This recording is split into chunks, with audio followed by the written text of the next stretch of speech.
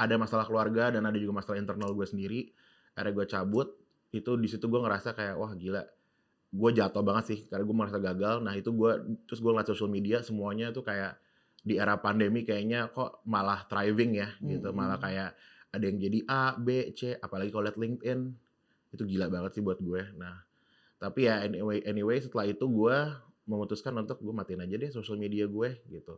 Supaya gue tidak membanding-bandingkan gitu. Tuh ada kali setahun kurang lebih lah.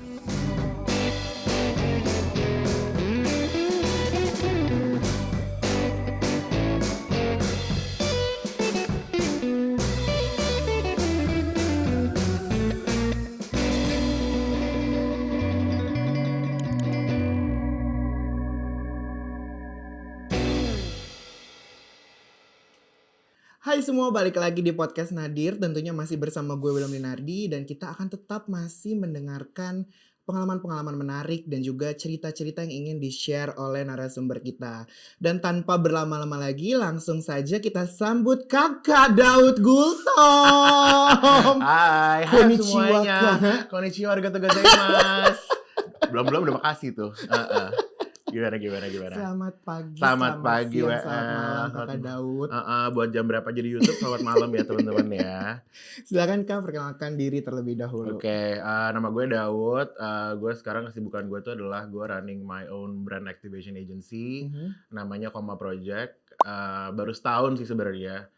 Terus, ya basically brand activation agency yang emang ngejalanin, activation untuk beberapa brand-brand internasional dan lokal juga.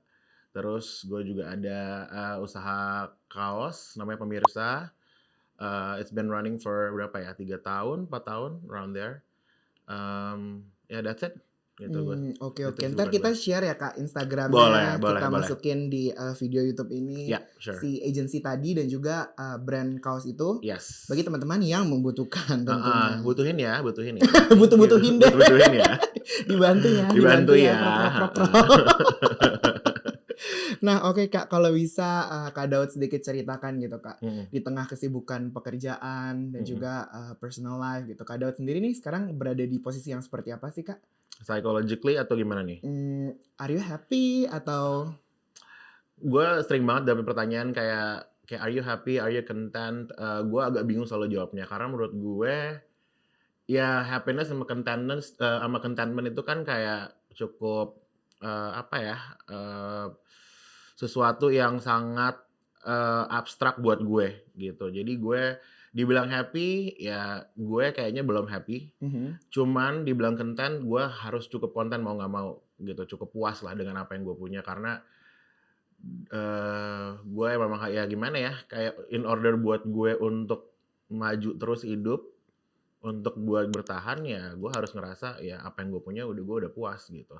Meskipun ya itu susah banget sih diterapkan kadang-kadang, mhm. apalagi kalau gue lagi di titik yang rendah atau gue lagi kayak, putus asa atau apapun itu gue langsung kayak, "Wah gila sih ini kayaknya gue udahan aja kali ya," gitu. Oke, berarti konten itu tadi merasa cukup ya, Kak, ya? Iya, contentment buat gue memang beda-beda sih, gue juga sering ngobrol sama temen gue kayak, buat dia contentment tuh apa, kalau buat Mhm. gue adalah sebenarnya cukup aja sih gitu. Mungkin lo nggak bisa punya mobil yang bagus banget, tapi lo ngerasa content cukup. Lo nggak bisa liburan ke Eropa, lo cuma liburan ke dalam negeri sorry, itu juga kayak, ya content gitu loh. Itu buat gue Mmm, kayak gitu sih.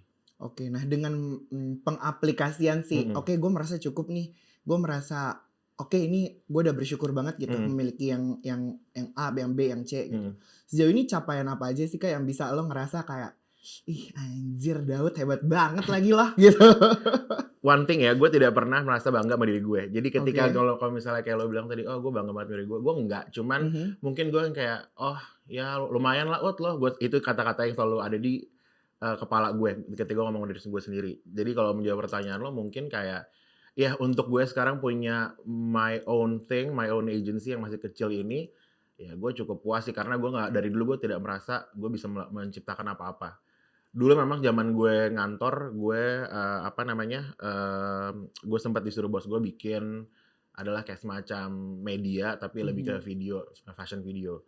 Itu gue membuat itu 2 tahun, terus ternyata di ujungnya gagal. Jadi banyak banget hal-hal yang gue bikin dari dulu sebenarnya, tapi gagal terus gitu loh. Cuman Sekarang ini ya, ini sekarang masih running, ya kalau lu tanya gue cukup, ya kayaknya ya hebat juga lo, lumayan lah lo bisa bisa bertahan sampai segini tuh Heeh kayak heeh. meskipun ya gue juga kebantu karena ada 2 partner gue gitu yang kadang-kadang kalau gue udah mau nyerah dia kayak yang, "Enggak kita bisa kok, kita bisa." Ya itu support system ya menurut gue Mhm juga. mhm. Oke, nah tadi lo kayak ada momen lo bilang lo ngerasa kayak, "Aduh pengen nyerah ah," Mhm. gitu. Mmm, itu lo apa ya, terdorong juga karena lo ngelihat orang-orang tuh, "Kok orang bisa punya A ya? Orang udah sampai sini ya?" Mungkin karena itu juga nggak Kak, kira-kira? Iya banget sih, iya banget apalagi dengan sekarang kita living in a digital world, semuanya ada di social media. Ya gue tahu sih memang semua yang lo lihat itu di social media belum tentu benar gitu. Mhm mhm. Kadang-kadang banyak orang yang kayak apa ya, melebih-lebihkan achievement dia atau kayak kadang-kadang dia nge-post segala macem padahal kayak ya bobrok juga lo sebenarnya gitu. Cuman ya gue kan nggak tahu bagian situnya ya. Ketika gue lihat gitu kok orang udah bisa, contohnya gini deh kalau gue ngelihat temen gue punya agency lain gitu. Kok dia udah dapet klien A, B, C, dan D gitu. Sedangkan gue kemarin coba approach nggak bisa, nggak dapet segala macem. Ya itu ya itu sih menurut gue kayak apa, rasa-rasa membandingkan itu ada banget. Makanya gue sebenarnya agak males hidup di dunia digital ini. Although ironically gue ngerjain beberapa hal yang Mhm. digital gitu. Karena gue juga sempat ada poin di mana waktu gue, terakhir gue sempat, dapat karir yang gue mau banget itu di L'Oreal untuk Mhm. sebuah brand, internasional. Itu gue ada masalah keluarga dan ada juga masalah internal gue sendiri. Akhirnya gue cabut, itu di situ gue ngerasa kayak, wah gila, gue jatuh banget sih karena gue merasa gagal. Nah itu terus gue ngeliat sosial media semuanya tuh kayak di era pandemi kayaknya kok malah thriving ya gitu, malah Mhm. kayak ada yang jadi A, B, C, apalagi kalau liat LinkedIn, itu gila banget sih buat gue. Nah, tapi ya anyway setelah itu gue memutuskan untuk gue matiin aja deh sosial media gue gitu. Supaya gue tidak membanding-bandingkan gitu. Tuh ada kali setahun kurang lebih lah Mmm. gitu. Jadi that's my lowest point in life as far as I'm concerned kayaknya Oke, nah gitu.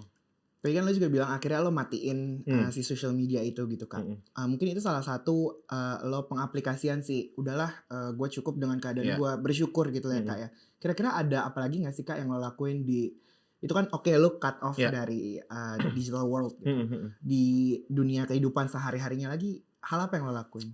Apa ya sebenarnya, kayaknya so far itu aja sih, tapi kalau lo ngomongin bagian itu sebenarnya gue di situ tuh 6 bulan itu gue tidak gue keluar rumah cuma sekali 2 kali lah Mmm. paling gitu. Jadi paling gue menghindari bertemu dengan teman-teman yang nggak terlalu deket ya gitu. Pasti kan kita hidup di Jakarta yang selalu pertanyaannya kayak, "Lo sekarang sibuk apa? Kerja apa?" Mmm. Gitu. Itu satu sih yang gue juga bingung sama di sini adalah kalau lo di luar lo ditanya, "What do you do?" Nah, kalau di sini, "Where do you work?" kan gitu. Jadi Mmm. kayak itu aja buat gue udah salah satu yang kayak, oh kalau gue sekarang kerja di tempat yang biasa-biasa aja kayaknya orang nggak ada yang bakal bangga deh sama gue. Atau nggak ngerasa kayak they won't respect me lah kurang lebih gitu. Jadi ya kalau dibilang tadi pertanyaan lo itu ya gue paling ya tadi matiin social media sama gue mengurangi frekuensi gue Mmm. bersosialisasi akhirnya gitu. Bahkan sama temen yang deket pun gue kurangin, yang tadinya kayak gue bisa setiap minggu ketemu, setiap weekend atau apa, gue kadang-kadang, "Ketemu yuk weekend," gue, "Nggak deh." Karena gue tahu by the end of the day pasti nanti pas kita ketemu pasti ada ngomongin kerjaan, Mmm. dan gue lagi nggak bisa sih kapasitas gue di saat itu, gitu. Jadi ya buat gue itu sih. Di momen itu, ada nggak sih, Kak, hadirnya si support system itu gitu? Ada sebenarnya, cuman memang inner saboteur gue nih kayak Heeh. yang di kepala gue lebih gede. Jadi ketika Oh. teman-teman gue bilang kayak, "Oh enggak lah, oh tenang aja," gitu, Mmm. ini bukan this is not the end of the line, lo abis ini bisa kok." Tapi itu ya paling abis gue ketemu mereka 10, 15 menit kemudian, Mhm. balik lagi ke gue yang kayak, "Enggak, lo hancur sih Nyet, udah abis ini lo nggak bisa apa-apa lagi sih. Karena lo Mmm. udah apa, udah, ngelepasin apa yang lo cari selama ini, career wise, terus lo sekarang nggak tahu lo ngapain, nggak jelas." Ya gitu. Jadi support system sebenarnya perlu memang, cuman ya menurut gue tetap yang perlu dipentingin adalah you need to help yourself first from within. Ya di akhirnya gue dengan cara gue ke psikolog, gue kemana gitu. Karena support system yang paling benar adalah menurut gue diri kita sendiri sih, Mmm. gitu. Terus dengan lo, mengurangilah Mhm, frekuensinya, bertemu teman gitu, mhm, Kak, terus lo juga banyak hal yang lo lakuin untuk membantu diri mhm. lo sendiri gitu. Hal apa sih yang lo kayak ada pencerahan gitu akhirnya yang kayak, "Eh, kalau gue sendiri tuh gini loh." diri gue sendiri tuh begini loh gitu. Pencerahannya lebih gimana nih? Misal kayak Mungkin kayak lebih, insight-insight baru gitu, gue tuh harus memprioritaskan diri gue loh, kayak alright, oke. stuffs like that gitu, Kak. Gue sebenarnya nggak jauh-jauh sih, gue ngeliat, kakak gue sendiri ya. Mhm. Kalau nonton sorry banget.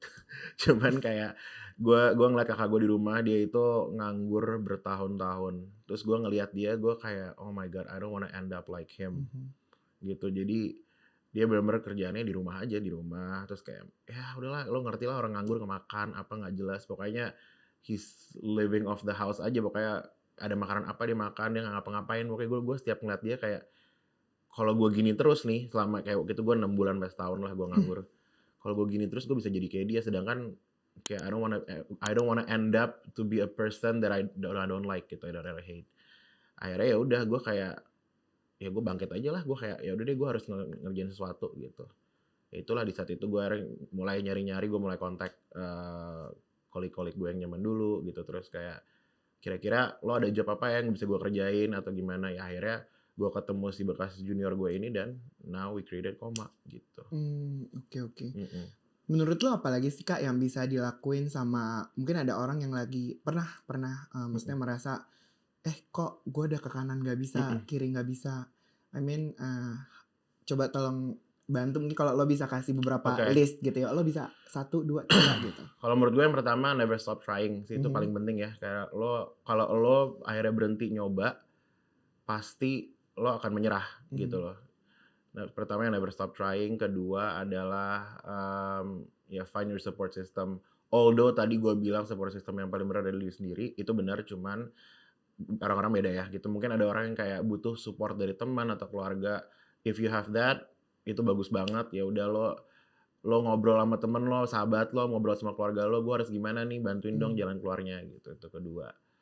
Ketiga adalah menurut gue try to relax I guess gitu, karena try to relax dalam arti tidak usah banding-bandingin diri lo dengan orang lain gitu. Karena menurut gue dulu menganggap hidup ini adalah sebuah race gitu. You're racing with everyone around you, kayak oh dia udah jadi director, dia udah jadi, bahkan gue kadang ngeliat sahabat gue sendiri aja kayak, oh gini title-nya udah director of something, gue masih manajer aja terus gitu. Itu kayak dari dulu tuh mindset gue kayak, oh hidup ini adalah race, jadi gue harus ngejar dia atau gue harus sama kayak dia. Tapi sebenarnya enggak. Ketika gue di posisi yang lowest point gue itu, gue ngerasa kayak ya udah, mungkin semua ada pace sendiri kok gitu. Jadi kayak udah, lo di sini ya udah, bukan berarti hidup lo lebih jelek daripada teman lo yang di atas gitu. Kita kan juga nggak pernah tahu ya teman lo di atas itu masalahnya apa, kendalanya apa gitu. Makanya tadi gue bilang contentment itu penting banget. Jadi lo harus ngerasa puas sama apa yang lo punya sih gitu. Bersyukur is one thing, tapi ngerasa content tuh beda lagi kalau menurut gue gitu. Bersyukur ya lo kayak, ya I'm grateful gue punya ini, gue punya itu, gue masih bisa tinggal di rumah yang nyaman. Tapi apa kalau puas dengan itu? Nah, itu yang paling penting sih. Lo harus ngerasa ya udah, gue content kok. Mungkin dengan gue kemana-mana naik Grab nggak masalah, atau naik apa namanya online application, it's okay. Gue harus punya mobil sendiri atau gimana gitu. Itu sih paling. Jadi never stop trying, cari support system, dan feeling content aja sih.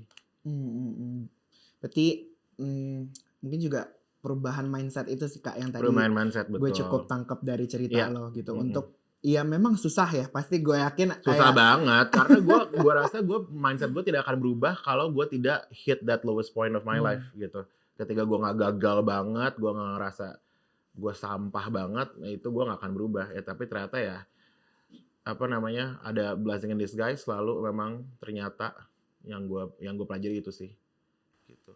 Oke, nah selama lo merasa tadi kan lo juga udah cut off dari digital world, ada hobi baru nggak, Kak, yang lo akhirnya temuin selama Baru apa ya? Gue sekarang jadi, tadinya dulu gue berhenti main game as in kayak konsol gitu-gitulah.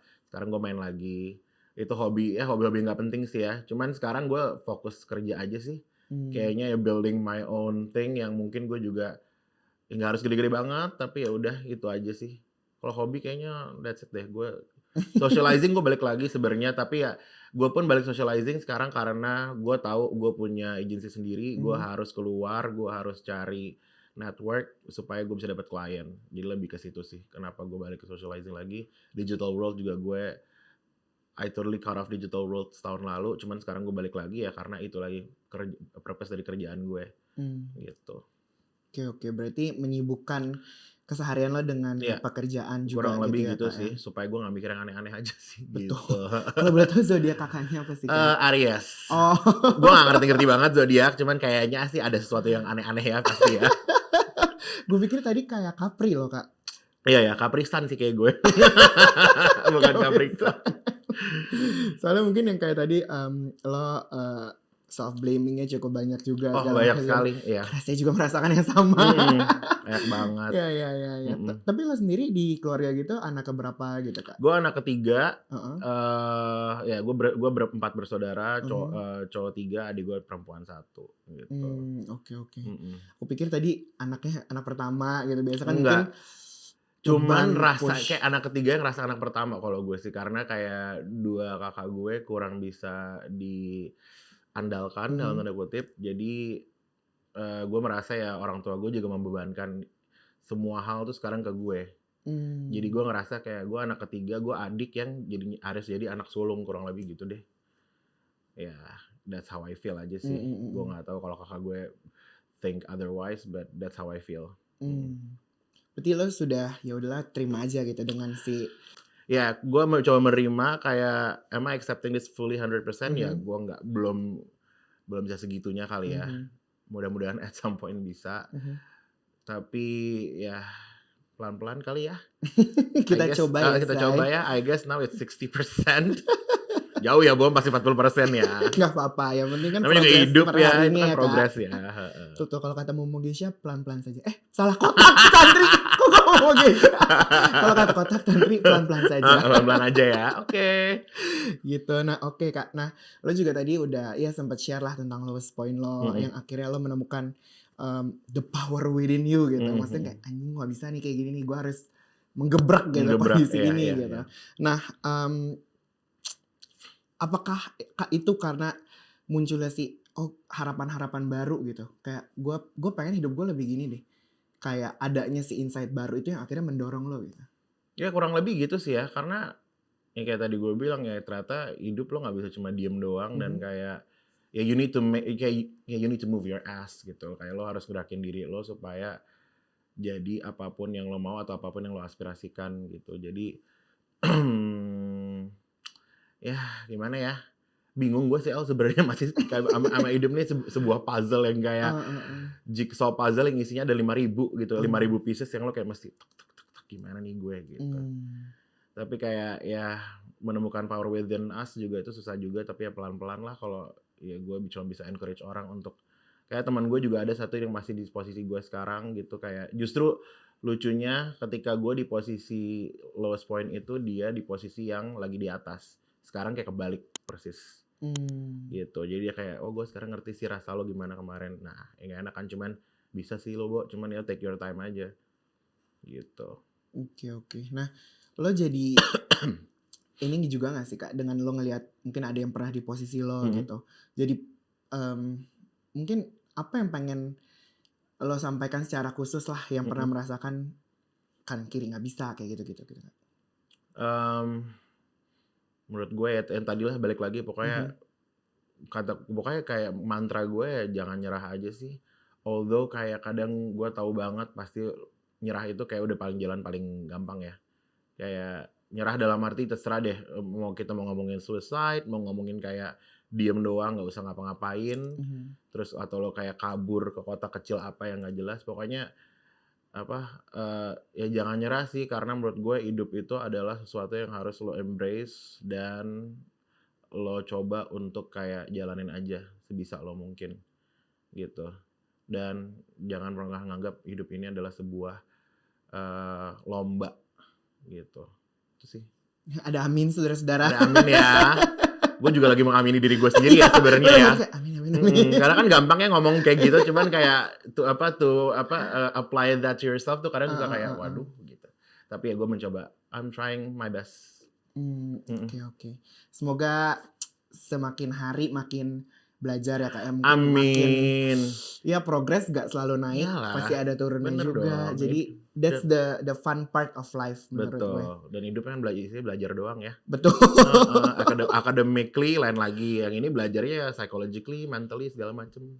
Oke. Gitu. Nah kalau buat Kak Daud sendiri, what's next gitu Kak? Plan apa ke depannya yang pengen lo capai gitu? Gue mencoba mengembangkan bisnis gue pastinya, tapi tidak terlalu ngoyo. Dan itulah gue mungkin plan gue nggak ada ya dibilang plan kayak five year goal lo pengen, kan banyak orang kalau ditanya plan lo 5 tahun lagi apa, gue pengen perusahaan gue jadi IPO whatever gitu-gitu.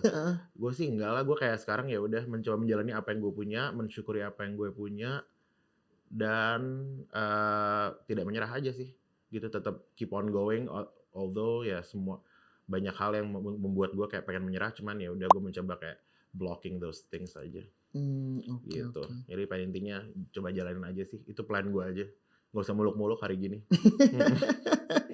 Jalanin hari per hari aja. Iya, jalanin aja apa yang lo punya gitu, and trying to make the best out of it. Oke. Nah, thank you banget Kak Daud. Sama-sama, thank you juga WL. Berbagi cerita.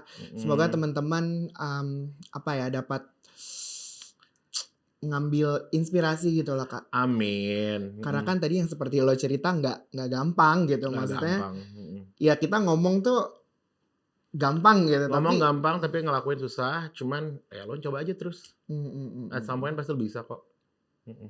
Oke. Ingat pesan Kak Daud teman-teman kalian. Nah, thank you banget Kak Daud udah mampir-mampir ke podcast Nadir. Thank you for inviting me. Ada sedikit hadiah Kak dari podcast Nadir. Apa tuh? Silahkan di unboxing ya. Beasiswa? Bukan. Kirain. Kalau itu saya pengen lumayan apply kan. beasiswa. Nah ini Kak ada sedikit thank hadiah. you.